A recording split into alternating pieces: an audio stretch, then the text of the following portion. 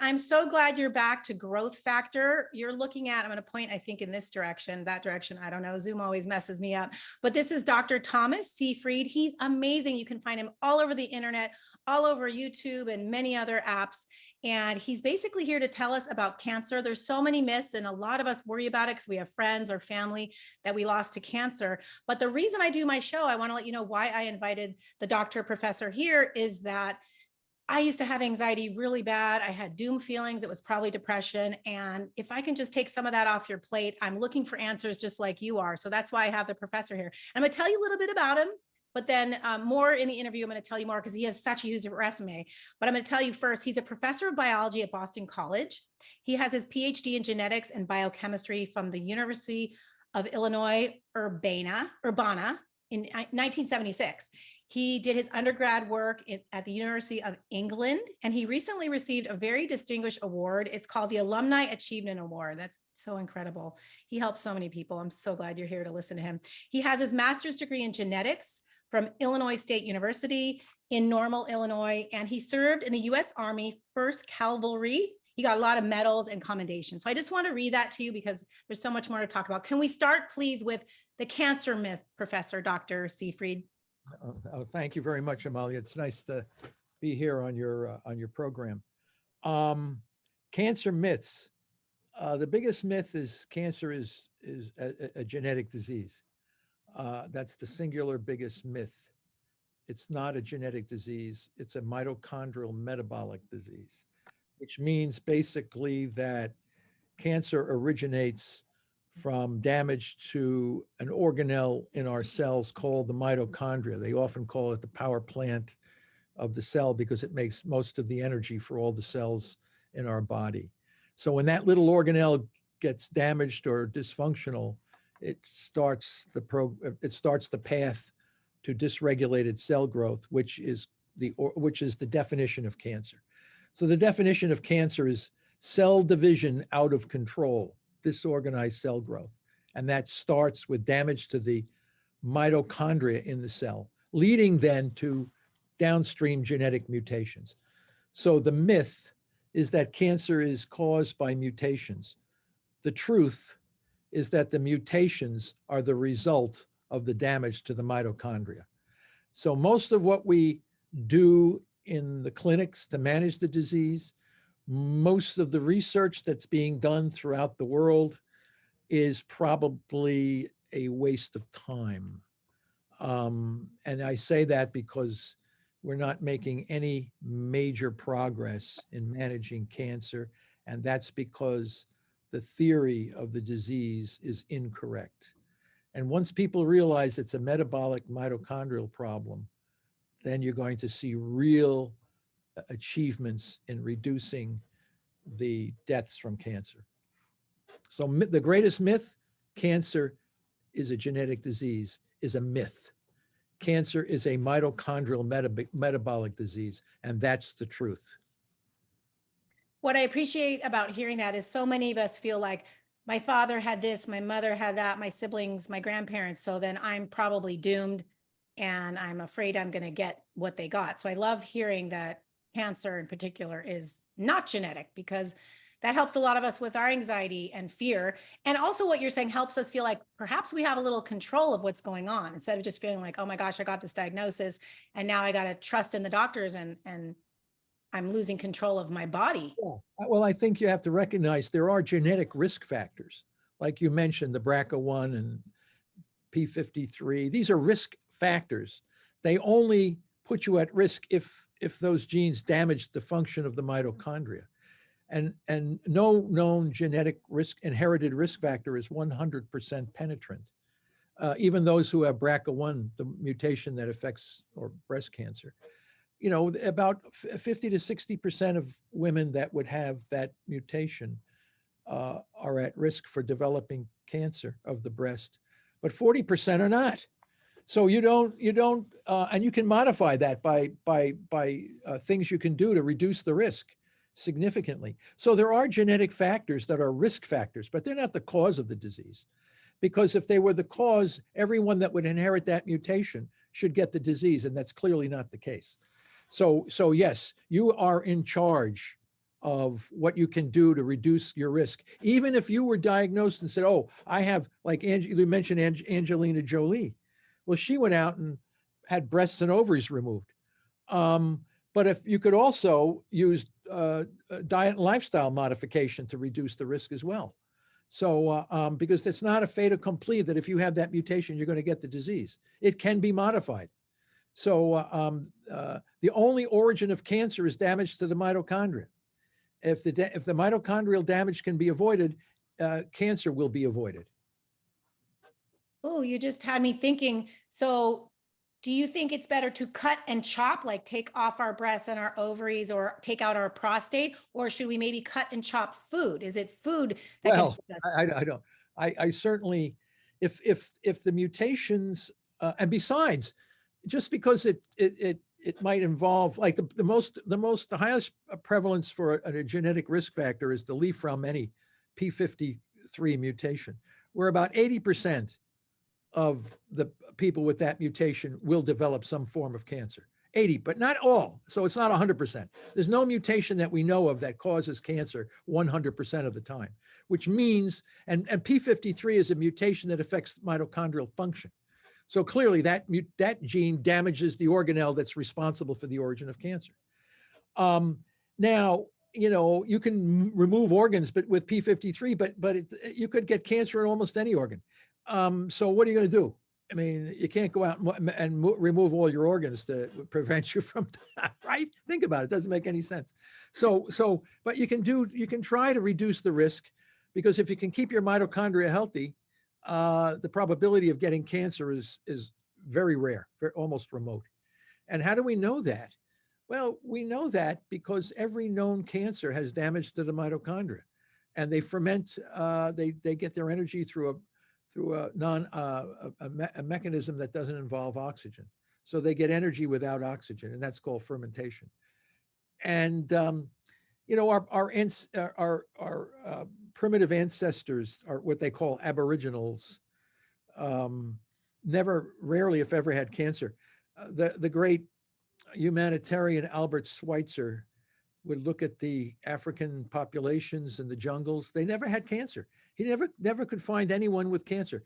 The investigation of the Eskimos and Native Americans before Western civilization came into the lives of these people, cancer was unheard of. Our closest genetic relative, the chimpanzee, is 98% similar to us in genetic background. They rarely, if ever, there's never been a documented case of breast cancer in a chimpanzee. So what's going on with this? Why are native ancestral humans and chimps and things, they don't get cancer? So what is making all of us so susceptible to cancer, right? And it's diet and lifestyle.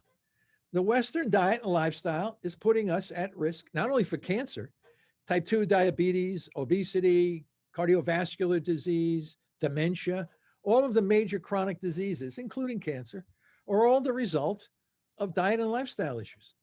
We're constantly bombarded with high fructose foods, poorly nutritious foods.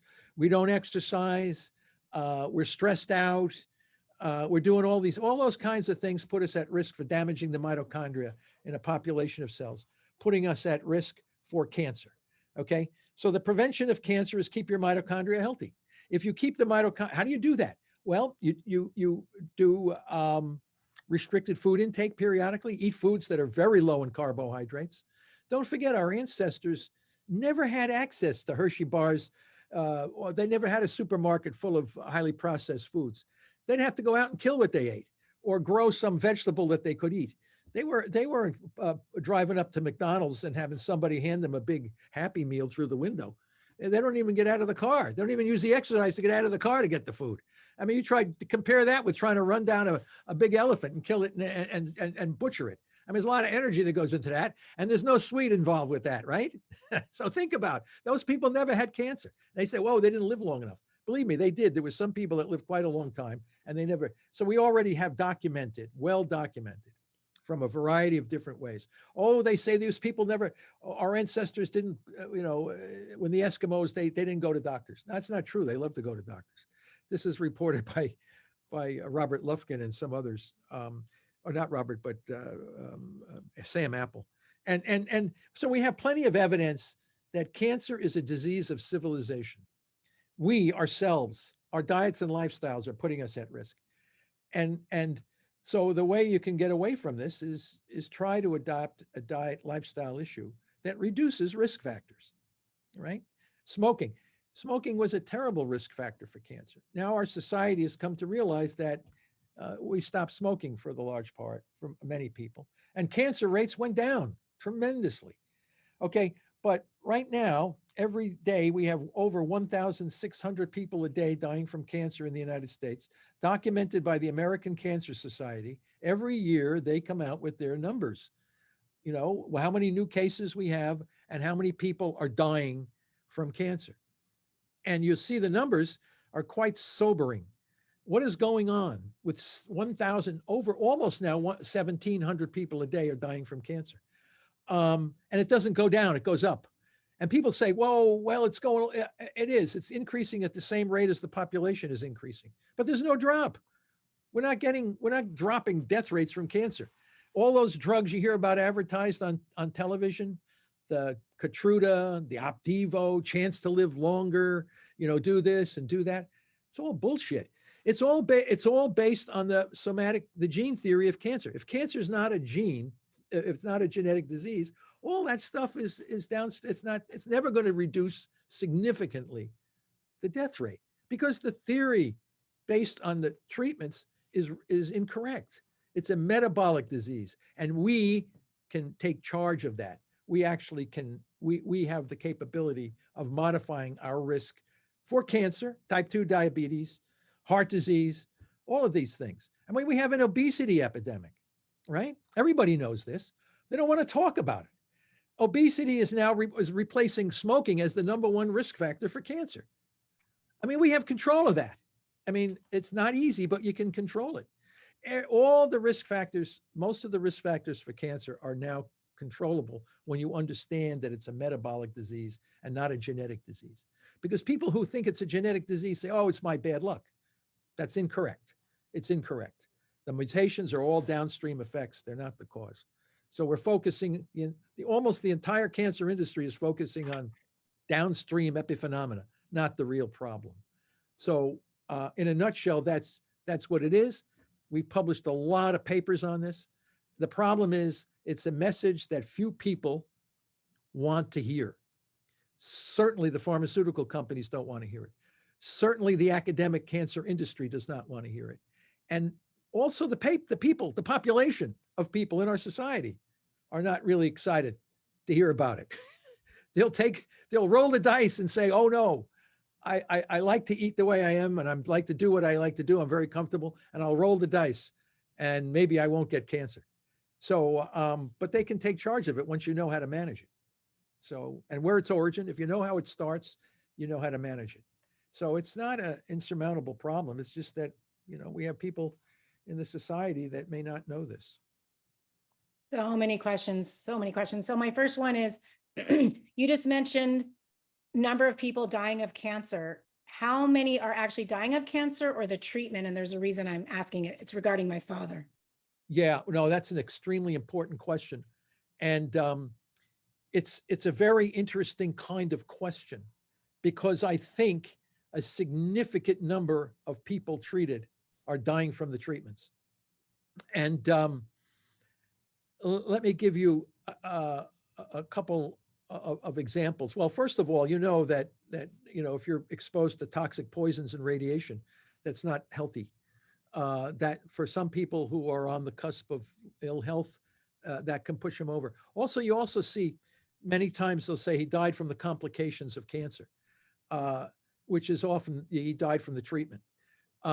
Now, in the Wall Street Journal, and I share this with my students, I tell my students in the cancer class and in my general biology, you get a lot of information on cancer from the Wall Street Journal.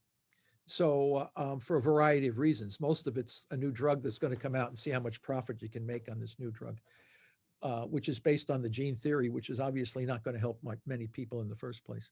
But Paul Allen of Microsoft fame died at Fred Hutch, I believe it was in Seattle. And the Wall Street Journal said the doctors were very optimistic about his prognosis. And within a couple of weeks, he was dead. And he died from the complications of whatever they treated him with. And he's one of the wealthiest guys in the world. And then Blake Nordstrom of the department store chain, Nordstrom's department store, he had some sort of a lymphoma, according to the Wall Street Journal. The doctors were very optimistic. And within 2 weeks of his treatment, he was dead. You know, you don't die from cancer and lymphomas in 2 weeks, right? So what happens is the people that are rich and have a lot of money go off to their medical schools to get the latest treatments, okay?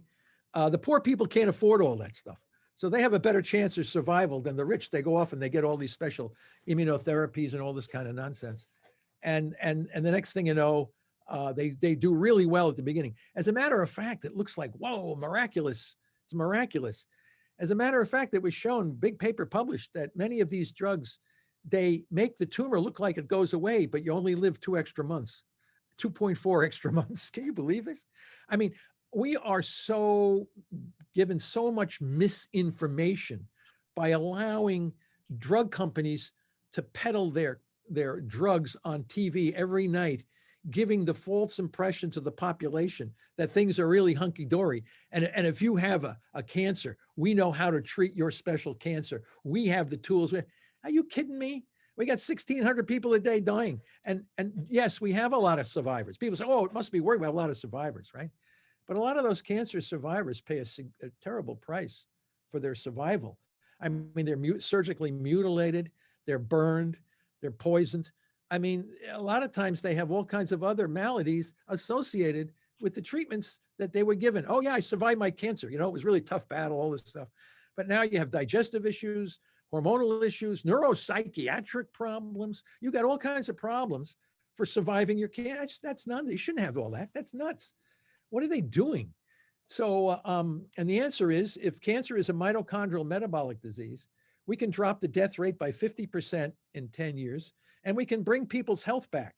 Not only will you, yes, of course, this is clear, but it's impossible. Of course it's impossible if the theory that you're treating the patients with is incorrect. That, yes, it is impossible. But if the theory changes to a metabolic disease, yeah, very possible. The problem is, no one has yet figured out a business model to make money on it. And until that happens, we must then be sacrificed by the system because we can't make enough money. Revenue generation is the number one aspect of cancer. You got to generate revenue. Now, if I have a drug that can generate revenue and manage your cancer without toxicity, everybody will love it. But we don't have that. But we can manage your cancer without toxicity. The problem is we can't generate revenue on it. So these are the problems. And until the society steps back and says, yeah, we got to do something, it's going to be status quo. There's not going to be anything that's going to happen. So they're all going to run off to their Dana-Farber's, MD Anderson's, Sloan Kettering's, Fred Hutch, wherever they go, MD Anderson's, right? They run in there, they get all the different kinds of treatments, and they do good for a while. And then you hear, well, there's nothing more we can do. Give me a break. You know, I mean, it's just tragic. It is the greatest tragedy in the history of medicine, this cancer thing. And, but, you know, until we have to keep publishing the papers, we have to keep documenting all the case reports that we're showing. Oh, they say we don't have enough. I won't believe it unless I see a big case report. And then after you do a case report, they still won't believe it. So it has nothing to do. The outcome is, why don't you look at all the case reports and how well they're doing and say, well, that's a fluke. He's a fluke. That's a fluke. This is a fluke. Well, one of these days, the patients are going to say, I want to be one of those flukes. So the system has to change. If the system doesn't change, then it's going to be business as usual, suffering, dying, and all this other stuff that's associated with the disease. And you know, it's a tragedy. People fear cancer. As soon as they get the word, I'm diagnosed with cancer, they impending doom and death. It doesn't have to be that way. It doesn't have to be that way, yet it is, because they fear the treatment as much as they do the disease. And why? Oh, I'm going to lose my breasts. I'm going to lose my prostate gland. I'm going to take my kidney out, take my lung out. They're going to poison and irradiate me. Who the hell wants that? Oh, I got to do that if I want to survive, right? But you don't have, we can survive, you survive without having to do all that. Oh, I don't believe. Oh, okay, you don't believe. I published all these papers. What part of it you don't believe? Oh, I never knew that. Oh, people say, I never saw that paper. Well, you don't read the damn literature. You know, if you read the literature, you'd be saying, oh, and you can't believe how many people say sugar has nothing to do with cancer. Now, sugar doesn't cause cancer. It's not a carcinogen. But if you have cancer and your blood sugar is high, you die faster. The tumor grows faster. It's clear. Hundreds of papers published. And then you go to an oncologist and sugar has nothing to do with cancer. What, are you kidding me? These guys don't read the scientific literature. So I don't know what to say. I mean, what can you say? I'm on here talking on your show. I'm telling you and whoever's listening, right? This is the way it is. They don't believe me. Then read my papers and see what you think, right?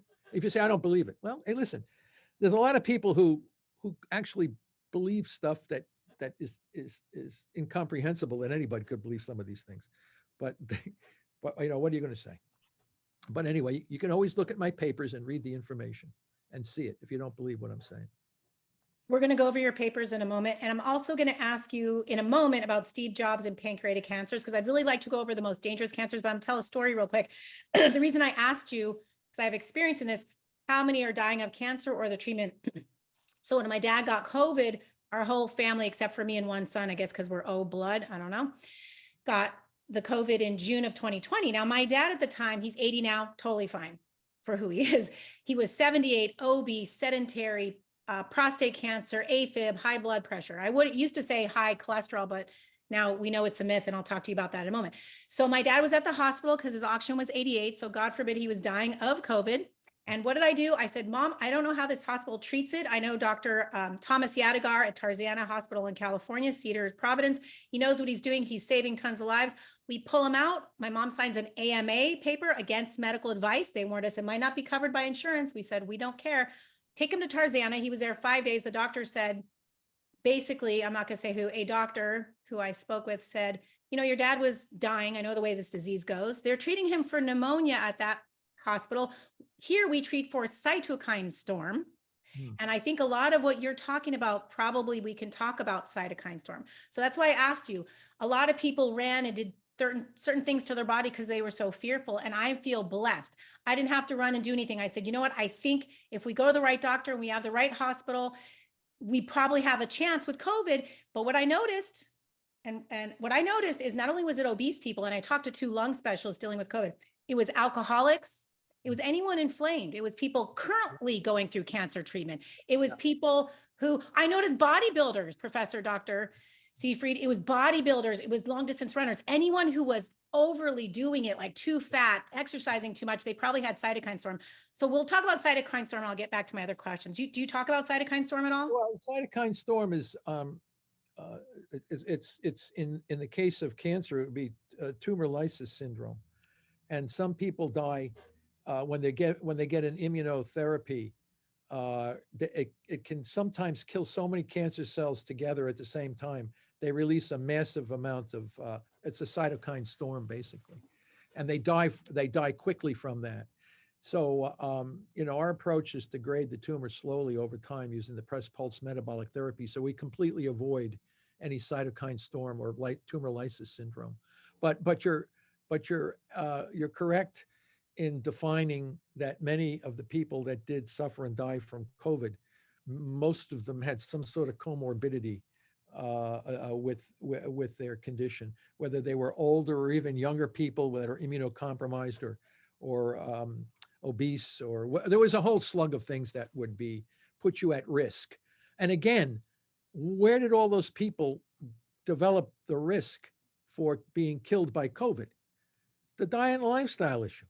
It comes right back to the fact that if you're young and healthy and in not overly great shape, like you mentioned with some of these people, the probability of dying from COVID was much less than people that had all these comorbidities. And most of those comorbidities have come from diet and lifestyle issues. And many of the comorbidities also put people at risk for cardiovascular disease, cancer, and high blood pressure, hypertension, all these other kinds of things as well. So everything comes back to metabolic homeostasis within the body. And if you have metabolic homeostasis, you're more likely to survive a variety of different assaults on the body. So again, we're going to get back to the dangerous cancers and Steve Jobs in a moment, because I don't want to leave that question hanging, but I think a question people are going to say right now, but Professor Dr. Seyfried, what about the 2-year-old child? What about the teen? And I'll ask a question. I'll give from my friend. She said, I lost a 16-year-old daughter 7 years ago to small round cell desmoplastic sarcoma, a very rare cancer. She was diagnosed at 14. What could have been wrong with her metabolically to have caused this? What could we have done differently?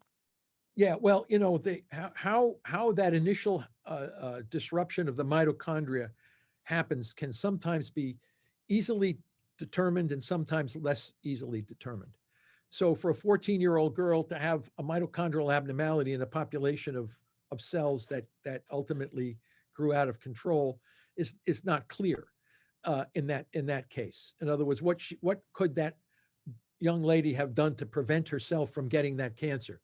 Again, at 14 years old, and most of the young people, they don't really think about themselves getting cancer, nor do the parents of those kids. The issue is what could have been done to help her survive in a more a less toxic way. Now, metabolic therapy that I speak about, we don't call that a cure for cancer. We call it a logical management of the disease. If you happen to survive very long periods of time, like into your 80s and 90s, and happen to die from a stroke, then you can possibly say that metabolic therapy that was treating my cancer when I was 14 or 20 or whatever was probably cured, because obviously the guy died from something else in his 90s. So you don't know. People say, oh, as a cure. I don't think of a cure for cancer. What you think of is a logical management of cancer. So that's what we think of when we say, oh, how do you cure? We don't cure, we manage. Can you manage the disease without creating toxicity? So the 14-year-old girl, I can't tell you how she might have gotten the origin of that, but we would certainly have a logical strategy for managing it. Whether she could have been cured or not, she probably would not have died in such a rapid way, or in a difficult way. So we're working on all that. And once we already have the blueprint plan. I'm sure we can keep most of these cancer patients alive far longer with a higher quality of life and overall survival. Whether they're cured or not, I don't know. We've only been doing this for a while. I mean, we've got 8, 9, 10-year survivors, but are they cured? Who knows? I mean, if they die from old age from something else, then oh yeah, they were cured. But I won't be around to see those people. They might live longer than me. So what am I going to say? You were talking about rich people getting the best treatment, yet sometimes it kills them faster. So I was thinking about Steve Jobs. You encapsulated that pretty clearly, didn't you? I'm sorry, we're laughing, but That's a terrible thing to say, right? it's terrible. But that's what scares us the most. This is the boogeyman. That's why I have you on the Wow. show, to help people from the anxiety and stress, thinking the boogeyman's going to come to get me. If someone like a Steve Jobs gets a pancreatic cancer and he can't live, then surely I'm not going to live. So can you talk to us either about pancreatic cancers or just the most dangerous cancers in general that seem to have no cure? Yeah, well, when you cure, well, it's surgery. If you can catch a cancer early, like the size of a wart, and surgically debulk it, you're probably cured. So it's when they metastasize and start to spread to other tissues and around the environment, which then becomes a little bit a much greater challenge. But Steve Jobs, he had pancreatic cancer. He lived quite a long. I don't know what kind of pancreatic cancer he might have had, but I know he said he was doing some dietary stuff. But for those who have pancreatic cancer, glioblastoma in the brain, non-small cell lung cancer, all these kinds of cancers, it metastasizes quickly and spreads around the body. But what we know is that they are all similar. I did a big study on this. I compared the underlying problem in all of the major cancers that we know of, which includes about 99% of all major cancers: pancreatic, glioblastoma, lung, all these different cancers, bladder, colon, breast. They all generate energy by using without oxygen, which is called fermentation. And then once you understand that energy can be generated by breathing air, or by these cells get energy without breathing, So they live in hypoxic, non-oxygen environments. But in order to live in that environment, they have to, you call fermentation. It's ancient pathway of energy before oxygen came into the atmosphere 2.5 billion years ago. So the cancer cell is doing nothing more than falling back on an ancient pathway of energy metabolism, depending on two fuels, glucose, the sugar, and the amino acid glutamine. So if you pull the plug on those two fuels, you can manage the majority of cancers, as long as you transition the body over to ketone bodies, which are water-soluble fat breakdown products. So the solution to the cancer problem is not that complicated. You just take these people, you deprive the tumors of their very necessary fuels, and while transitioning the body over to fuels that cannot be fermented. So it's actually embarrassingly uncomplicated. But when you look at cancer from the perspective of a genetic disease, it's hopelessly complicated. So once you understand the metabolism of what's driving the growth of the tumor, whether it's a pancreatic tumor, a glioblastoma, a bladder cancer, any of them, they all ferment. So the plan to eliminate them or manage them becomes much more clear and far less toxic. So that's the strategy. Our case reports that we're writing over and over again on individuals demonstrate that people that should be dead are alive. There's a movie that will be coming out called The Cancer Revolution. I think they're going to the one of those documentary film fests, I think, in somewhere in Utah, where they have those film documentaries. Anyway, in there they've interviewed many long-term survivors of the most deadly cancers that have used metabolic therapy to manage their disease. And everybody writes them off as flukes or anecdotal and things like this. But it's only a matter of time before more and more and more of these kinds of cases start appearing everywhere. And the people who survive start telling everybody, how wonderful I'm doing and all this. And then people will say, I want to be one of those flukes. I want to be one of those anecdotes. And then the oncologists at the hospital say, we don't do that. We don't treat you like that. In fact, they get angry and they want you to do their standard of care. So this system is has to change. How many people want to continue with what we're doing? How many people are satisfied with the progress that we have made in managing cancer when we have over 1,600 people a day dying from the disease? How many people are happy with the fact that they have to subject themselves to surgical mutilation, radiation, and poisons? I don't think there's a lot of people that feel good about that. Nobody gets into a happy state when they get diagnosed with cancer. So I'm not saying that with metabolic therapy, that you're going to be, oh, wow, I have cancer now. Now maybe I can get rid of my high blood pressure, diabetes, along with the cancer. So, and that's what we're seeing. A number of people that come in to do metabolic therapy for cancer have diabetes and high blood pressure and all these other things, and they all go away with the tumor.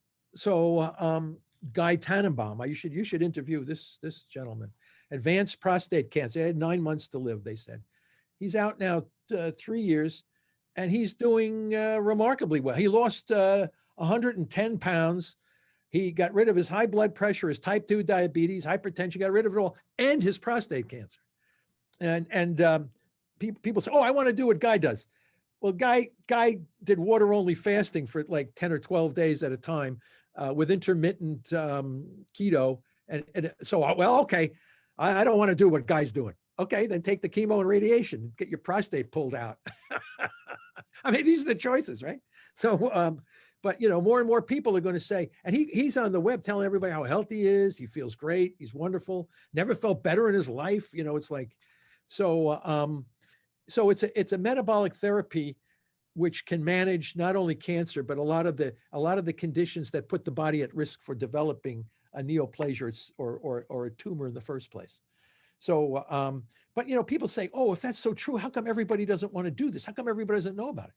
And the answer is, you ask how many people would really bite the bullet in compliance and say, oh, I got to eat a diet now that has 0 carbohydrates. And I test it with my students, myself and stuff. I mean, it's great for the first week or two. And after a while you go, wow, man, this is really tough.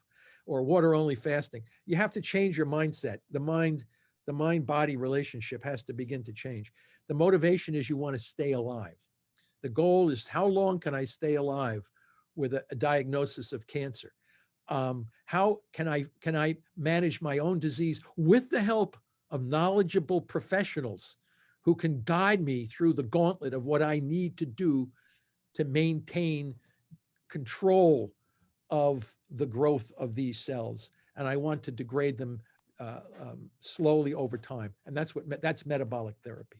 So ketogenic metabolic therapy will be eventually the solution to the cancer problem, but it's going to take a while for the system to recognize that and change. It's going to happen unless people are very happy with the way the status quo. And if they are, then take the radiation and chemo and immunotherapies and all that other stuff. I would never do that, but maybe somebody else would do that. I don't know.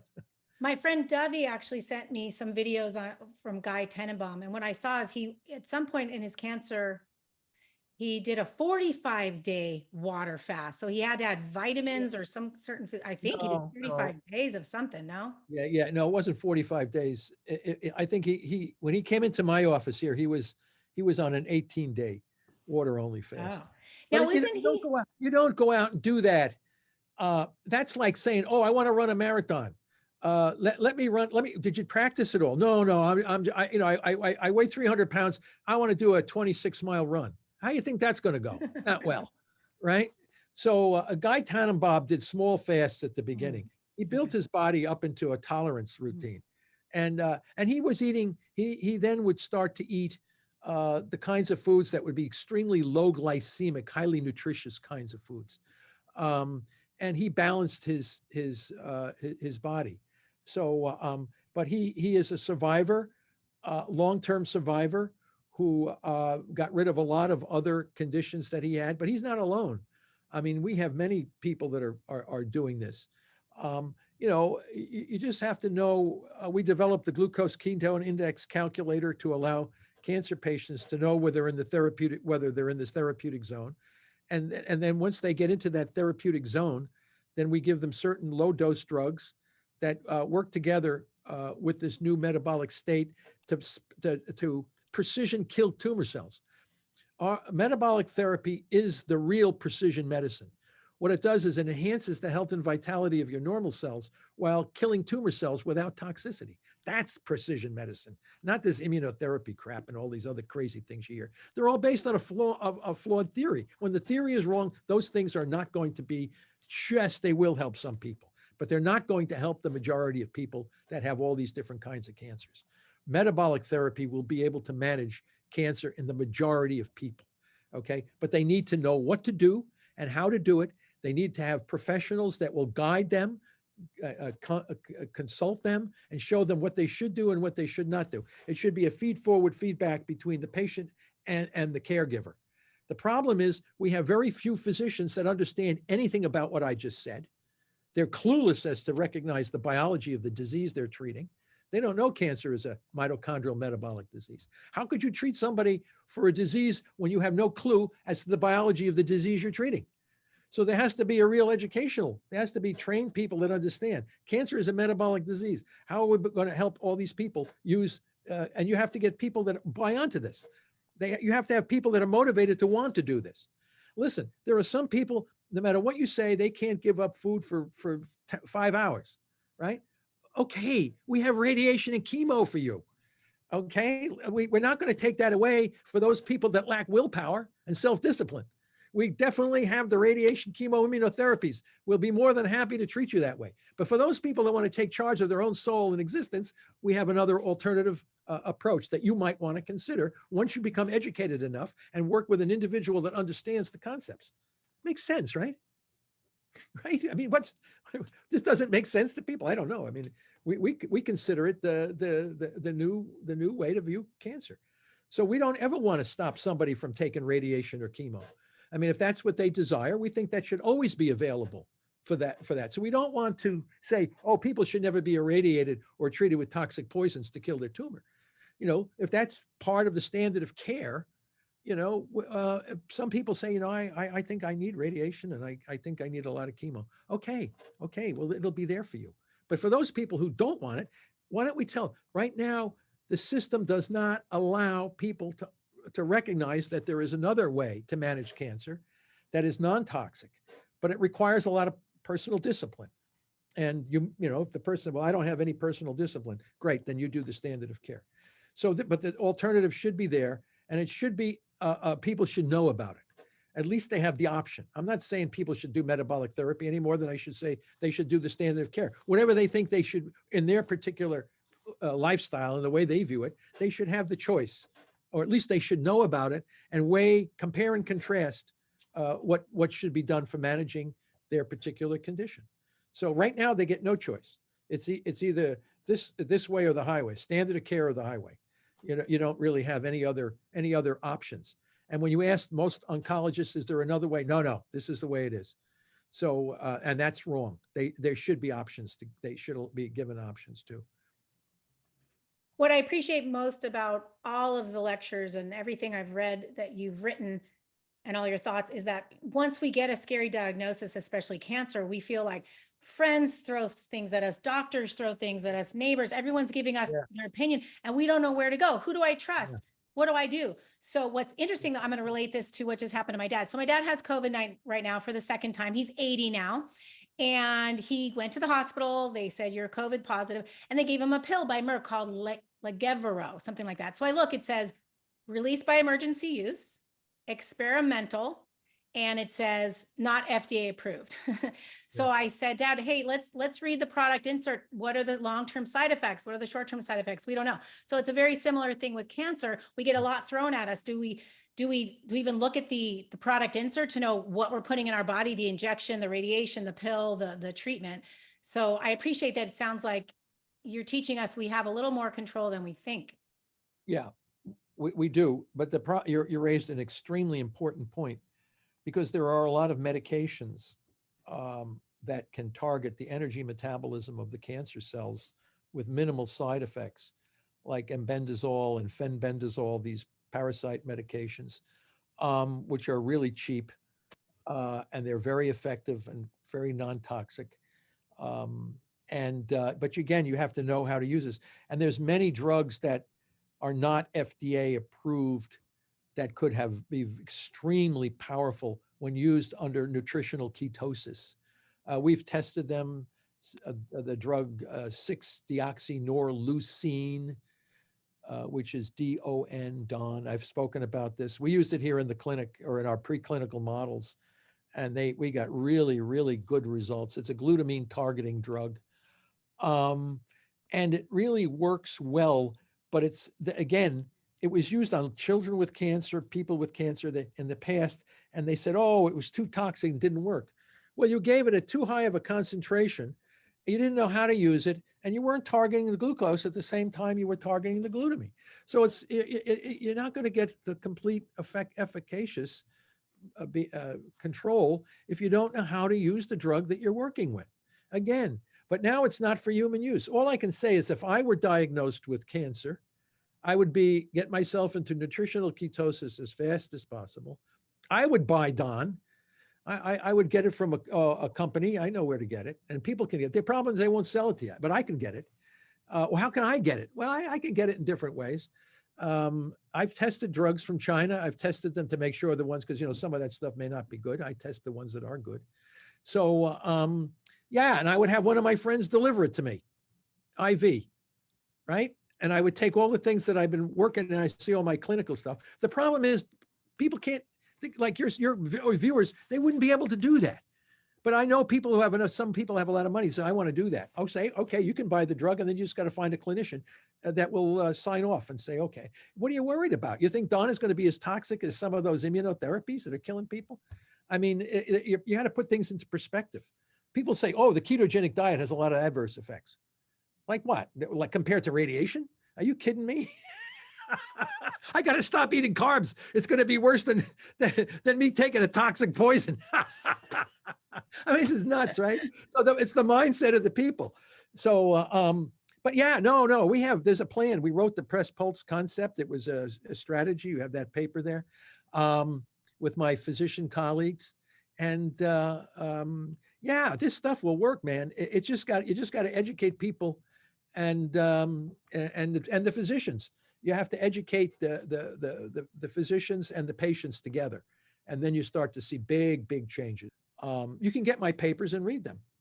So press pulse was a strategy by which we use a diet to stress the tumor cells, and then very low doses of drugs pulsed to kill off the survivors. So it's a logical strategy for gradually degrading the tumor population while enhancing the health and vitality of the normal body. So it's not to be viewed as a bull in a china shop, like let's irradiate this poor guy until, or this organ until it's like incinerated. Why are you doing that? Well, I want to get rid of the cancer cells. But why don't you just slowly degrade them by starving them to death of the energy that they need using a press pulse metabolic therapy? Well, I didn't know anything about that. Well, why don't you read the paper and then discuss it with your oncologist? So the patient comes in, he says, "Oh, wow, I discussed it with my oncologist. And my oncologist said, we don't do that." So now what? So the poor patient is always left in this limbo that doesn't know what he or she should do. Yet the strategy is there, but the very professional that's supposed to help them go through this doesn't understand the concept. So you have all of these issues that are standing in the way of having a very logical, non-toxic way to manage almost everyone's cancer, most of the people. We should be able to manage our cancers in a very logical strategy using press pulse metabolic therapy, which we published. So it was a skeleton outline. We're working on a big paper right now, which is really a protocol for treating the patients with metabolic therapy. So I'll have a lot of my physician colleagues with me, working with me on that paper, so that we can, again, put it out into open access. Have the cancer patient wave this paper in front of their oncologist and say, "Please do this for me. It's clearly outlined what you need to do, dosage, timing, and scheduling. Please do this for me." And what they do is chase you out of the office.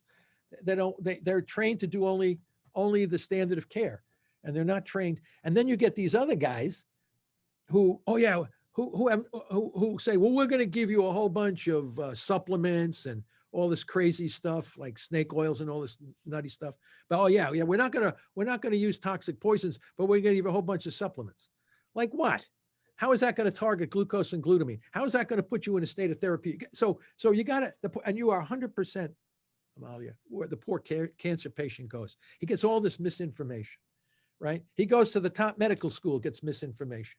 He goes to some alternative guy and gets misinformation. So the poor guy is, like you said, he said, she said, "Oh, do this, do that, don't do this, don't eat that, don't eat that." And it's like so confusing for the cancer patient. We know exactly pretty much what you need to do.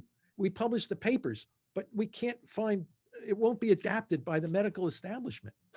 So again, we have the same, to some extent, the same kind of problem. We can't get the word out to the people or the methods for doing that. Anyway, it's a struggle, but eventually, in some point in the future, it will happen. So it just takes time. You just have to hope that it happens sooner than later. Do you see your book? I pulled it up. Can you not see the screen? So I remember last time you had to press Frontiers screen in share. Oncology, but that's our, I think that's our most recent paper, but it's not the one that the press pulse metabolic therapy. Don't worry. I mean, the people can get all of our stuff on open access. So there's interesting one paper I published recently though on prostate cancer. In Nature Urology. So Nature is like one of the top scientific journals. The problem with that paper is that you have to have a subscription to Nature to get the paper. So most people are never going to see it. Published in a very prestigious journal, but nobody can read it. So what good is it? It's not as important as the open access papers. So you can see all that. Yeah, I see the Frontiers thing here, but that's our new paper in brain cancer. Okay, what about, do you see the one with managing breast cancer, ketogenic metabolic therapy? I don't see it on my screen, but Strange. Okay, can you tell us about that? It's in Frontiers articles. It says consideration of ketogenic metabolic therapy as a complementary or alternative approach to managing breast cancer. yeah, well, I mean, or you can say I could have substituted that with lung cancer, pancreatic cancer, colon cancer, bladder cancer, lung cancer, because they'll all respond in a similar way. Someone reached out to me in the breast cancer field, and I have a lot of physician friends who are working on breast cancer. And some of the results on some of these women are unbelievable. People with advanced metastatic breast cancer that goes to the lungs and the brain. When you have your metastatic cells leaving the primary site of the tumor and then spreading to other organs like the liver and the lung and the brain, that's pretty much lights out. But my colleagues use metabolic therapy, and we're able to keep these people alive so much longer in a much higher. And then what we need to do is, and they go through, a lot of them go through standard of care and so beat up, it's just unbelievable. They're emaciated and all this, and then we still sometimes can rescue. We can't rescue some people. Some people are so badly damaged from the toxic treatments that their normal cells can no longer rally. And because don't forget, metabolic therapy relies on our normal cells as direct competitors with the tumor cells. So if you keep your normal cells healthy and strong, they'll outcompete the tumor cells, which are much weaker because of all the problems they have genetically and metabolically. So it's a struggle. The normal cells struggle against the tumor cells, but you got to keep the normal cells healthy, and you got to keep the pressure on the tumor cells and gradually degrade them. They gradually start dying off. As your body starts getting healthier, the tumor cells gradually, because you're using diet drug cocktails. The tumor cells cannot survive under those diet drug cocktails. You're taking away the two fuels needed for their growth and survival, the glucose and the glutamine. And once you do that while keeping the rest of the body healthy, these damn tumor cells up and die on you. Now people say, whoa, wow, how can you do that? I published these papers. Why don't you look at the data and tell me what you think? I love it. I'm going to pull up another one of your papers. How about metabolic management of microenvironment acidity and glioblastoma? Well, that's our newest paper. That just goes to show that, why is it so hard to manage glioblastoma?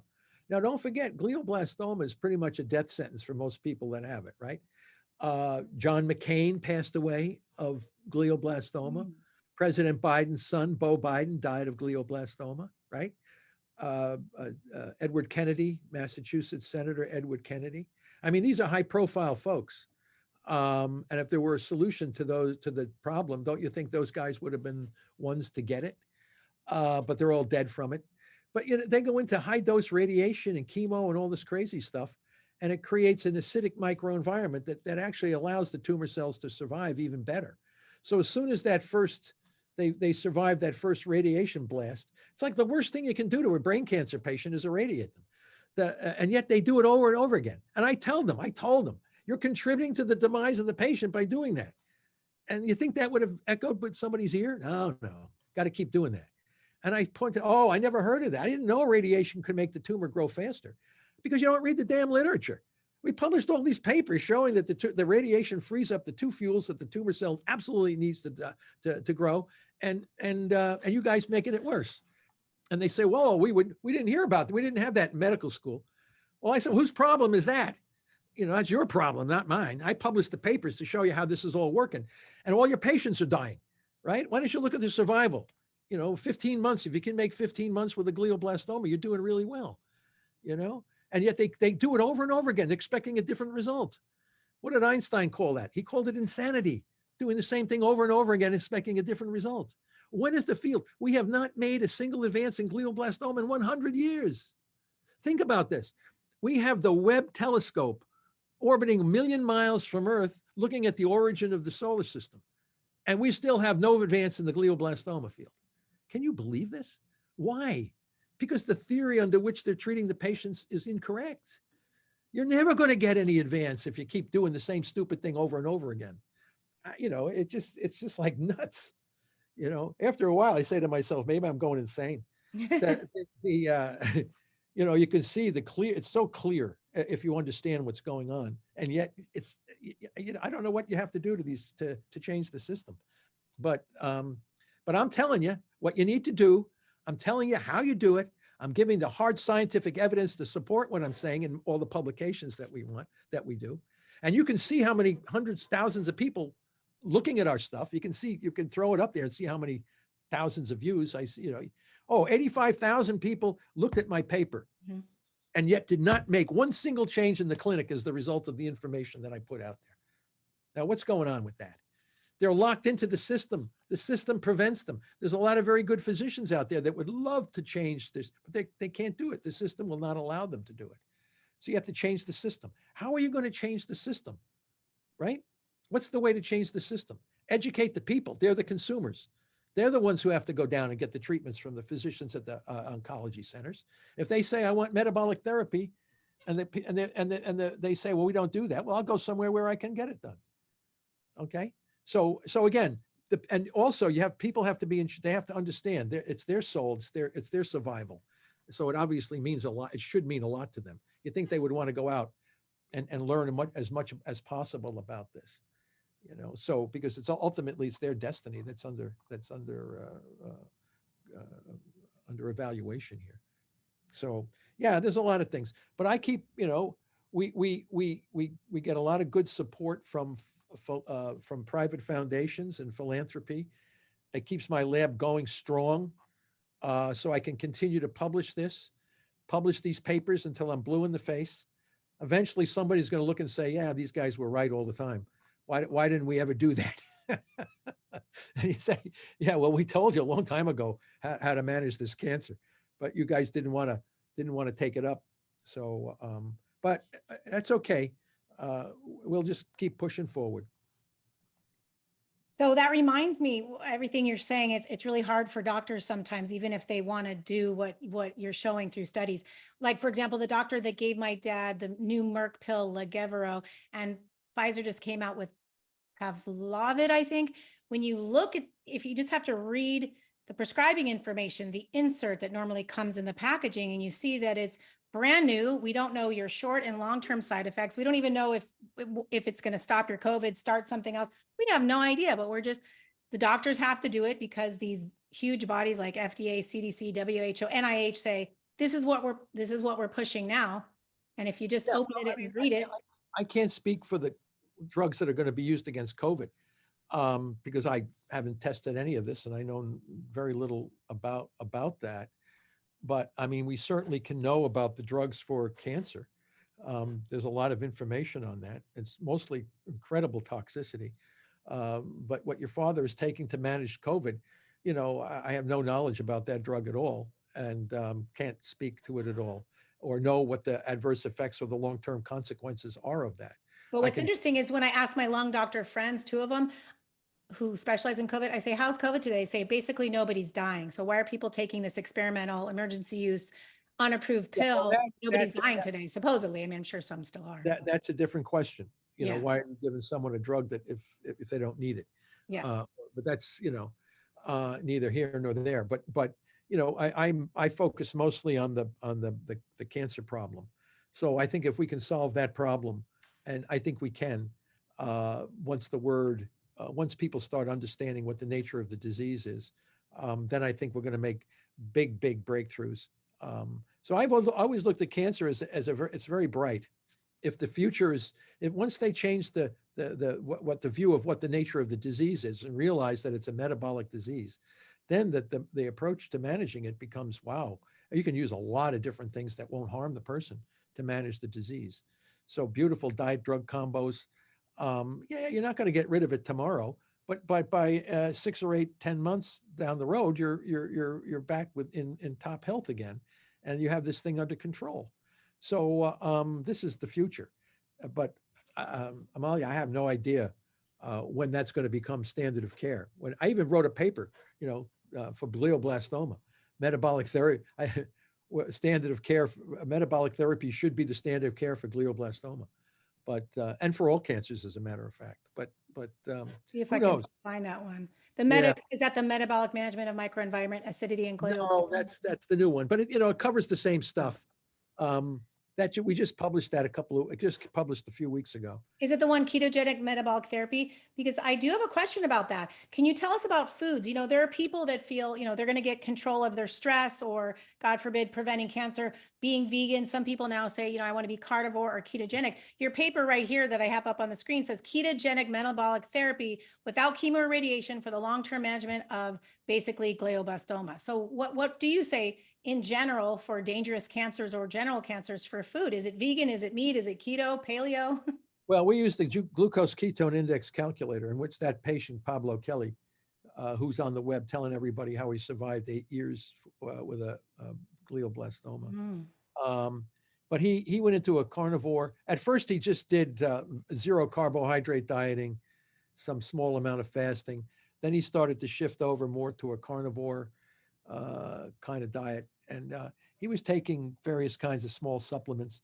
But the bottom line was that he learned to manage his cancer.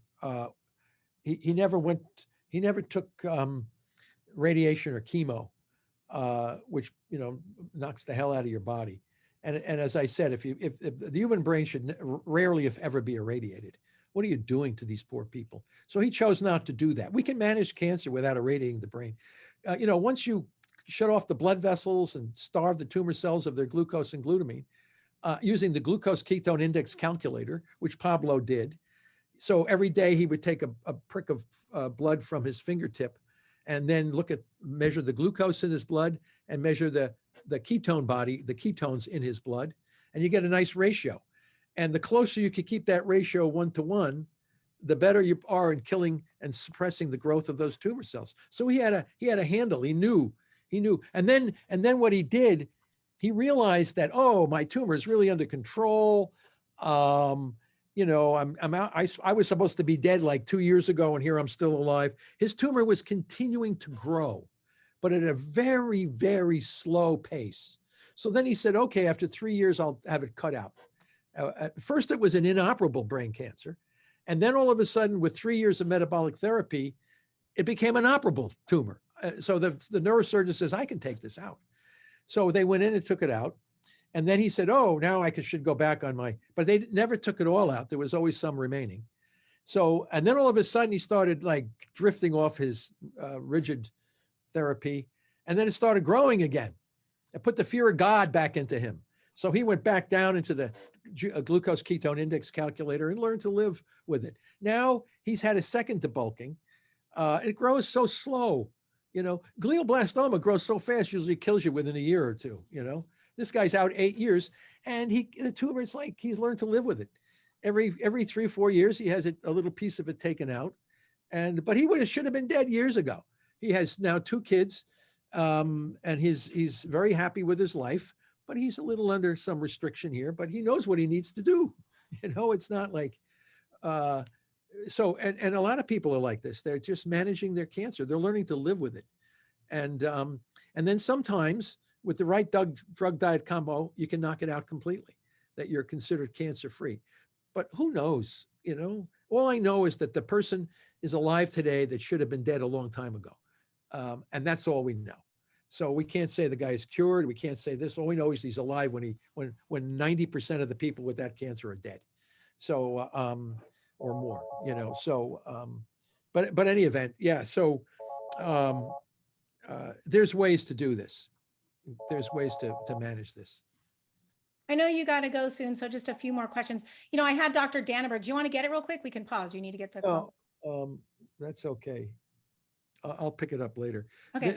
We get so many people emailing me for information, and I give them free information, kits, all the papers.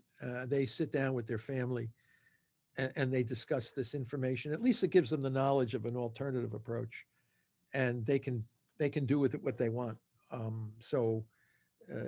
Every cancer patient should be fully aware of the nature of their condition, what should be done, and how to do it, and what are the options. I mean, that's all. And if you have the knowledge, then every family can make, and the patient can make their own choices as to the strategy they would like to use to manage their condition. How do people get the kits? They email me, and what I do is, and then there's at the end of the kit, there's if they want to make a donation to one of the foundations that supports our research, they can do that. So, and I just say, if you feel that the information in this kit helps you, you might want to make a donation. But if it doesn't help them, then I don't pressure anybody. I mean, if they feel that they've been helped, they can make a donation. If not, it's just up to them. But this is the situation. So anyway, yeah. So we do a lot of this, and I'm publishing papers but I also teach all the classes here at Boston College. We have a big classes that I teach. So it's an active participation in all these things. I think it seems like I know a lot. I do know 3 people that died of glioblastoma multiforme, and there's quite a few in my life over the years that have lymphoma. So do you mind if I ask a question from one of my friends who's currently dealing with it? Yeah. Okay. If you specifically have swollen lymph nodes in the groin, what technique can be used to reduce them, even if they are 6 centimeters wide? Any techniques besides, because this is what she's been doing, besides eliminating processed sugar in foods, reducing all natural sugar and fruits, regular exercise, yoga, 8 to 10 hours of sleep daily, 1/2 of your body weight in ounces, prayer and positive thoughts. So she's saying, other than all that stuff she's doing, what do you have to say to people like that? She's doing all that stuff right now. Yeah. Okay, then she should measure her glucose ketone index. And how do people do that? They buy you can go on Amazon and get the meter, the Keto Mojo meter. Okay. They have a couple of them there. You can buy, Keto Mojo is one of them. And then you prick your finger like a diabetic would, and you get a drop of blood, and then you can take the little ketone stick or the glucose stick, and you can get your glucose blood sugar, and you can get your blood ketone value, and then the meter will immediately calculate your glucose ketone index, and you look at the number, and if the number is low, like 2.0 or below, then you're in this state of therapeutic ketosis, and then you at least you're there. Then you can discuss that with your oncologist or your physician, and see whether or not you can add on some other minor drugs, like perhaps a parasite medication or some of these other things, and see whether or not the lumps go down, the swollen gland or lymph nodes go down. So a lot of people with prostate cancer can do this because they can get a diagnosis of prostate cancer with a high PSA, and then they go like Guy Tannenbaum. Then you go on these metabolic approaches, and it goes down to almost zero. So what happened? They were going to rip this guy's prostate out and do all kinds of mutilation stuff, and it didn't need to do it at all. So any event, yeah. So there's a lot of things you can do, but you have to have the tools and the knowledge to do this. And so the glucose ketone index is the way to at least know what the metabolic state of your body is. I have about 2 more questions. One is the sun. Does the sun cause cancer? And can you tell us about melanomas? Well, melanoma is a cancer of the melanocyte in your skin. And, I mean, sun exposure can certainly put you at risk, I think. But sun is good for you as well. So, I can only say that it's no different from any other cancer, and you need to target glucose and glutamine to keep it under control. Okay. Okay, that's good to know. So it sounds like overall people do have some control of what's going on, and they don't necessarily have to just jump right into all these therapies that hospitals and doctors are offering. So I really like that. I'm trying to think if there's anything else. I did have one other question. Sometimes I see people, they look so healthy, and I haven't asked a doctor this before. They'll have this belly that look like they swallowed like 4 basketballs, and they look so healthy. I can see them exercising, or I'm like, is this alcohol? Is this inflammation? Why do some people have this huge healthy body, but then this huge belly? Well, I don't know if you want to call it that. If the body is that healthy, you won't have that belly. True. They look thin, but then they've got this hard looking belly. What is it? Yeah, well, that's, some of that could be metabolic syndrome, which is definitely not part of being healthy. But again, you can't, if people do exercise, that's one way to stay into a healthier state. Get their blood ketones up and their glucose down. Water only fasting does that. You can really get it. Dominic D'Agostino, expert on doing all this kind of stuff. So yeah, he does it all. He's always in ketosis. If Dominic ever gets cancer, I'm going to be really surprised. Yeah. If everybody go out, look up Dominic D'Agostino. Yeah, He's a very healthy guy. He's always in ketosis, works out all the time, very fit guy. So doesn't eat any highly processed carbohydrates. So but he's healthy. And I noticed he's on one of your studies. Let's see which one. Yeah, he's on several of our papers. He's on a Press Pulse paper, and he's on. Oh, Press Pulse, yeah. There he is, Dominic D'Agostino. Okay. Yeah, Dom D'Agostino. he's a very healthy guy. So he does not have, his stomach does not look like he swallowed basketballs. So I think my last question has to do with inflammation. Someone asked about if you know Dr. Terry Walls and the Walls protocol, because she did a TED talk maybe 10, 11 years ago that she had multiple sclerosis. And I believe her basic story is she was vegan, very plant-based, very healthy, but somehow she discovered on her own, she eats liver once a week, no more than 6 to 8 ounces. She eats grass-fed beef every day and certain particular specific carbohydrates, which I don't know. What do you think of just general information for multiple sclerosis or even bipolar schizophrenia? I think my question is just about general information I and her can't really, protocol. yeah, well, I can't speak to that, Mhm. a bipolar disease or any of these kinds of things.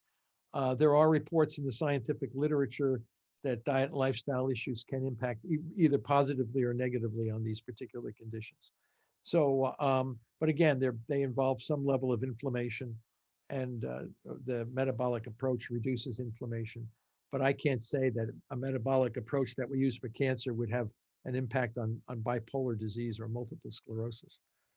Okay. It seems like a similar story. That's why I asked that these people are typically going keto when they have those issues. I just want to say a little bit more about the professor, doctor, before we go, because his background is so amazing. Like I said, he was even served in Vietnam. He was a postdoctoral fellow in the Department of Neurology at the Yale University School of Medicine, and then served on the faculty as assistant professor in neurology. Other awards and honors have come from such diverse organizations as the American Oil Chemist Society, the National Institute of Health, the American Society of Neurochemistry, and the Ketogenic Diet Special Interest Group of the American Epilepsy Society.